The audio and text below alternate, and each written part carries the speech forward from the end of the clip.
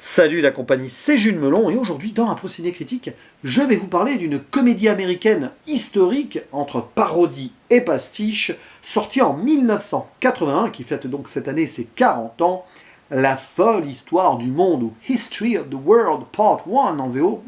Y aurait-il eu une suite? Réalisée par Mel Brooks, assisté d'un certain Brian W. Cook, qui avait quand même travaillé avec Stanley Kubrick sur Shining ou Barry Lyndon. Et au casting, nous avons aussi Mel Brooks qui joue plein de rôles. À ses côtés, Dom DeLuise, Madeleine Kahn, Harvey Korman, Gregory Hines. Un petit rôle, mais quand même il joue Jésus, pour John Hurt. Et l'apparition à la narration au début d'un certain Orson Welles. Alors, il faut savoir que j'ai découvert Mel Brooks il n'y a pas si longtemps que cela, 2-3 ans, avec La folle histoire de l'espace, qui est sorti 6 ans après, je crois. On me l'avait vendu comme un film génial, voilà, toi qui aimes Star Wars et tout. Et j'avoue que j'étais passé un petit peu à côté, voilà, j'en ai même pas fait de vidéo. Je réessayerai un jour, on sait jamais. Et donc, j'ai voulu tenter ici ce film-ci. Et j'avoue que c'est un délire absolu. J'ai pas ultimement accroché non plus, mais j'ai quand même apprécié. Cependant, petite question, est-ce vraiment un film? On est plus ici dans une sorte de métrage à sketch, même si à certains moments, on va tenter de développer une histoire. Alors, grosso modo, pour faire simple, on va raconter donc l'humanité entre l'âge de pierre et la Révolution française, en passant par Moïse, l'Empire romain, l'Inquisition espagnole, et donc critiquer ce qui a pu être et ce qui est encore quelque part, parce qu'il y a une résonance avec la société américaine à travers l'écriture ici. Donc ça, c'est cool, parce qu'on voit notamment, par exemple, des anachronismes, les allocations chômage en plein empire romain, ça n'a absolument aucun sens, des personnages qui vont passer d'une époque à l'autre, on ne sait pas pourquoi, Moïse, à un moment qui se retrouve alors que Jésus est contemporain à lui, enfin voilà, des détails comme ça, mais c'est amusant. Cependant, ça dure 1h30, mais par bribes c'est cool, et puis par certains moments, tu es là, tu te dis, ouais, allez, on embraye, et j'ai décroché à plus d'une reprise, tout en étant après ramené un petit peu à l'humour, avec certains dialogues sulfureux et autres situations cocasses. C'est un peu un fourre-tout ce film. Donc j'ai du mal quand même, surtout à la première voyure, en premier visionnage, c'est quand même plus français.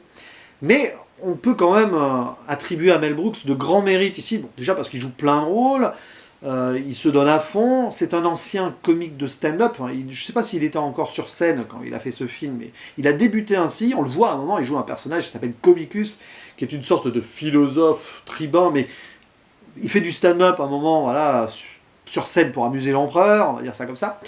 Et donc, ouais, il fait plein de performances, même de la comédie musicale à l'époque de Torquemada, l'Inquisition espagnole.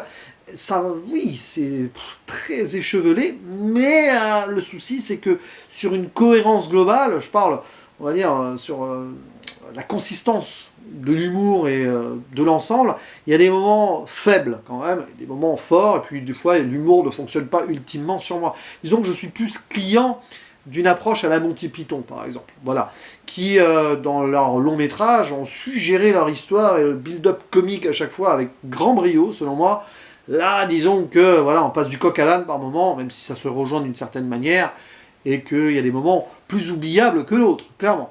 Mais j'aime bien, voilà, cette vision assez incisive, puis presque politiquement incorrecte quelque part, mais encore dans les années 80 ça passait. Il faut savoir que Mel Brooks était d'origine juive, et qu'il y a l'humour qui casse un petit peu sa propre communauté. Forcément, voilà, il joue sur ces codes-là. Il y a aussi le personnage joué par Gregory Hines, qui est un esclave et tout, qui va essayer de s'émanciper et de jouer aussi avec l'autorité. Donc c'est un film un petit peu rebelle, voilà.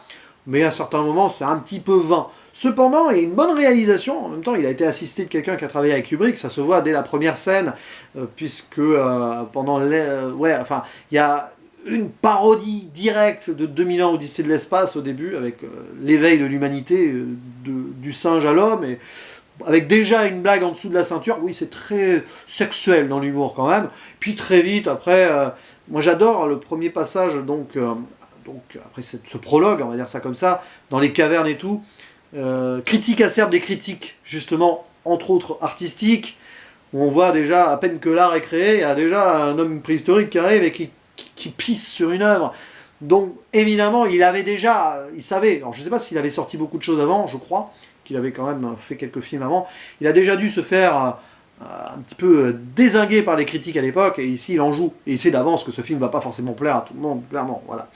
Après voilà, il y a plein de choses qui peuvent être critiquables aujourd'hui, parce que ça a mal vieilli ou autre. Nous, Français, par exemple, la représentation du peuple français durant la Révolution, bon, voilà, on est dans du cliché, mais les Américains aiment bien se moquer de l'accent français, de certaines expressions. Et puis, il y a l'histoire du valet de la Pisse, là, c'est ça, le valet de Pisse, pardon, qui est le jumeau du roi Louis XVI, ça rappelle l'homme au masque de fer, quelque part, voilà. Des petits trucs comme ça qui sont amusants sur certains faits historiques, où justement, déjà des déviations de certains faits historiques, parce que l'homme au masque de fer, ça a été un petit peu une légende. Donc voilà.